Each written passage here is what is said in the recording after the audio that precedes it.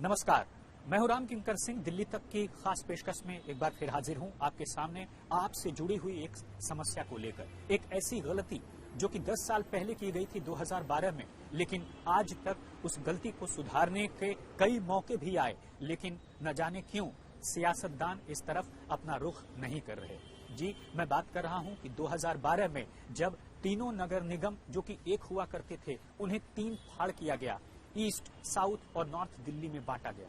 आपको जानकर हैरानी होगी, परेशानी भी होगी कि तीनों निगमों को बांटते ही सिविक एजेंसीज का बंटाधार हो गया।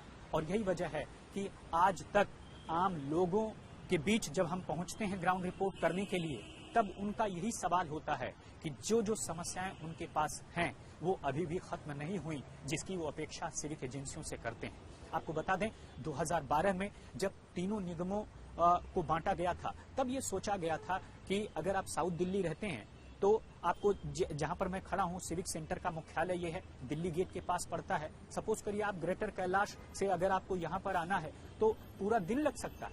यही वजह है कि तीनों निगमों को जब बांटा गया तो अलग अलग किया गया, ताकि सभी जो है निगम अलग अलग हों, लोगों का इजी अप्रोच हो, लोग आसानी से वहां पर जा सकें और उनका काम हो सके।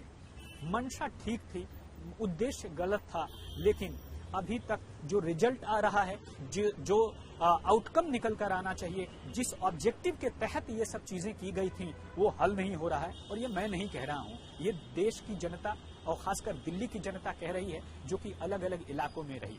2012 में जब तीनों निगमों को बांटा गया तो डेमोग्राफी के आधार पर साउथ, ईस्ट और नॉर्थ में बांटा गया। अब पहले जो दिल्ली नगर निगम एक था, वहां पर एक कमिश्नर हुआ करता था 12 जोनों का, जो कि सभी फैसले लेता था। वो अब 3 कमिश्नर हो गए और जाहिर तौर पर उनके ऑफिस बेयरर्स भी होंगे।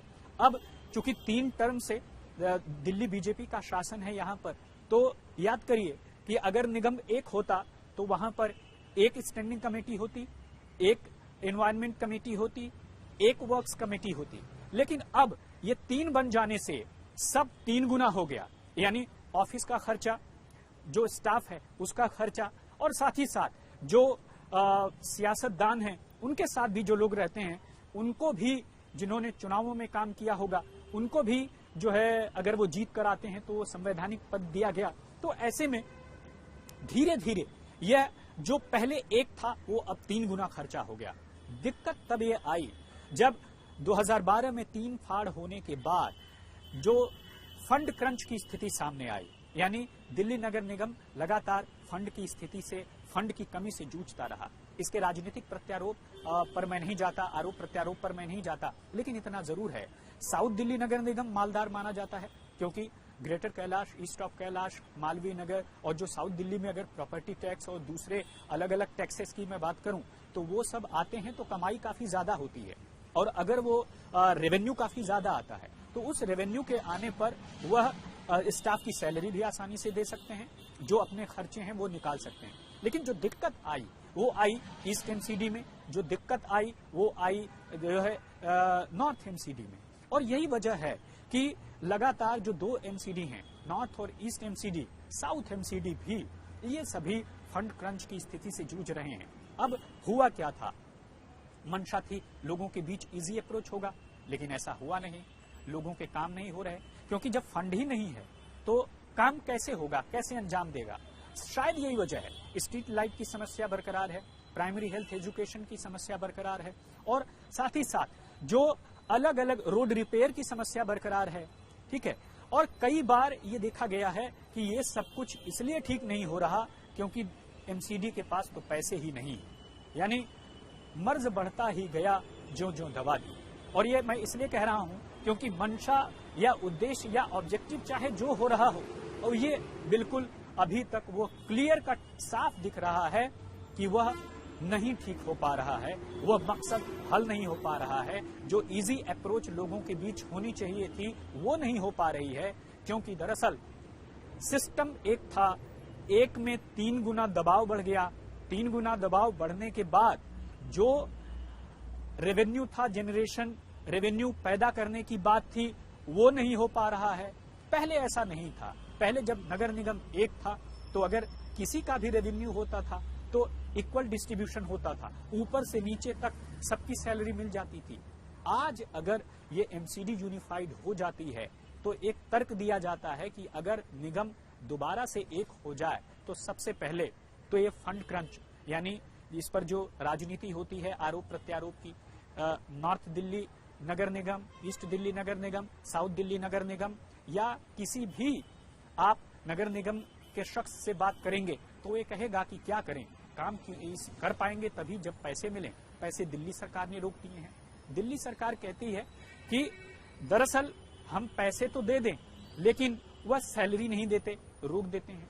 अब जो सरकारी आदमी होता है उसे अपना घर चलाना होता है। कोरोना काल में आप सोचिए, जब सारा देश जो है कोरोना से पीड़ित था तो दिल्ली नगर निगम के तमाम स्टाफ, चाहे वो किसी भी डिपार्टमेंट से आते हों, चाहे वो मेंटेनेंस से आए, बिल्डिंग से आए, टीचर्स हों, चाहे वो नर्सेज हों, चाहे वो पैरामेडिकल स्टाफ हों, सबके सामने दोहरी चुनौती थी और सब दो चीजों के लिए लड़ रहे थे, एक तो कोरोना से, दूसरी तरफ अपनी सैलरी के लिए। और क्या देश की राजधानी का ये हाल है कि जब यहाँ पर सफाई कर्मचारी, सफाई सैनिक अपने कूड़े को सड़क पर फेंकेंगे तब जो है उनकी सैलरी रिलीज की जाएगी। हाई कोर्ट ने भी इस बाबत फटकार लगाई है, एमसीडी को कहा है और कई बार ये फटकार लगाते हुए कहा है कि अगर आप नहीं कर पा रहे तो बताइए, इसे एमसीडी का कुछ किया जाए, कुछ ऐसा रास्ता निकाला जाए। लेकिन यकीन मानिए, मैं फिर वही कह रहा हूं, मर्ज बढ़ता गया, जीव जू दबा दी। कोशिश हर तरह की हुई, साफ तौर पर हुई, लेकिन वो जो है अभी तक चीजें कुछ ठीक नहीं हो पा रही हैं। लिहाजा मैं यही कह रहा हूं कि अगर एकीकरण होता निगम का तो सबसे पहले दिक्कत जो फंड क्रंच की, यानी जो फंड नहीं मिल रहा है लोगों को, एमसीडी को, उसकी समस्या हल हो जाती, क्योंकि तब ये नहीं देखना होता कि ईस्ट एमसीडी कमा रहा है और कौन खर्चा कर रहा है। एक समान खर्चा होता, एक समान जो है रेवेन्यू पैदा करने का काम होता। लेकिन अगर यहाँ पर अगर एसडीएमसी अपने इलाके की वजह से ज्यादा रेवेन्यू पैदा करता है तो ईस्ट एमसीडी उसी अपने ही इलाके की वजह से रेवेन्यू जनरेशन कर नहीं पा रहा।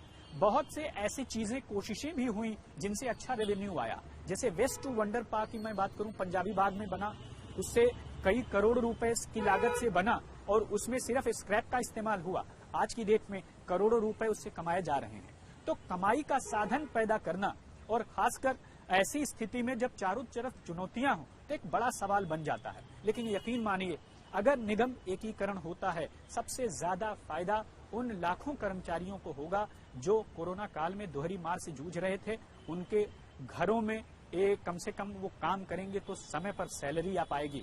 और आपको जानकर हैरानी होगी कि आप लोगों से बात करिए तो जो कर्मचारी हैं वो साफ तौर पर कहेंगे कि उन्हें तो 6 महीने से सैलरी नहीं मिली। जरा अंदाजा लगाइए कि कब और कैसे उनका घर चलता है। हम और आप कमाते हैं तो अपना घर का खर्च उसी सैलरी से चलाते हैं, लेकिन उन कर्मचारियों का जिन्हें 6 महीने तक इंतजार करना पड़ा।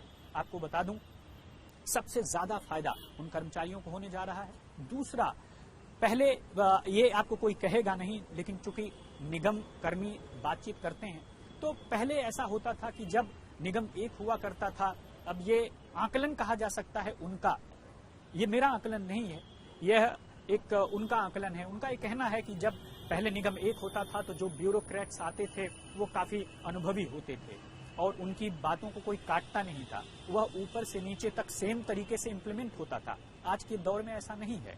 आज की डेट में ये कहा जाता है कि अभी जो रैंक पर आ रहे हैं वह उनकी समझ, उनकी योग्यता पर मैंने सवाल नहीं खड़े कर रहा, लेकिन ऐसा कहा जाता है कि जो अनुभव का लाभ निगम को मिलना चाहिए वह अनुभव का लाभ अधिकारियों का निगम को नहीं मिल रहा है। लिहाजा मैं वही कह रहा हूं फिर आपसे कि अगर निगम एक हुआ, सबसे ज्यादा फायदा दिल्ली के लोगों को होगा और दूसरा फायदा कर्मचारियों को होगा। और दिल्ली के लोगों का फायदा इस तरह से होगा कि उनके काम रुकेंगे नहीं, क्योंकि अगर आप किसी से बात करेंगे कि यहाँ पर स्ट्रीट लाइट क्यों नहीं लगी, यहाँ मरम्मत क्यों नहीं हुई, जो डॉग्स हैं उनकी समस्या ज्यादा क्यों हो रही है, जो बंदर हैं उनकी समस्या ज्यादा क्यों हो रही है, एक जवाब आएगा और वो जवाब है क्या करें, हमारे पास तो पैसे ही नहीं है। यह उसी गलती का नतीजा है जो कि 10 साल पहले की गई थी 2012 में। तो आज के लिए बस इतना ही। मुझे मेरे कैमरामैन परमिंदर शर्मा के साथ दीजिए इजाजत। नमस्कार।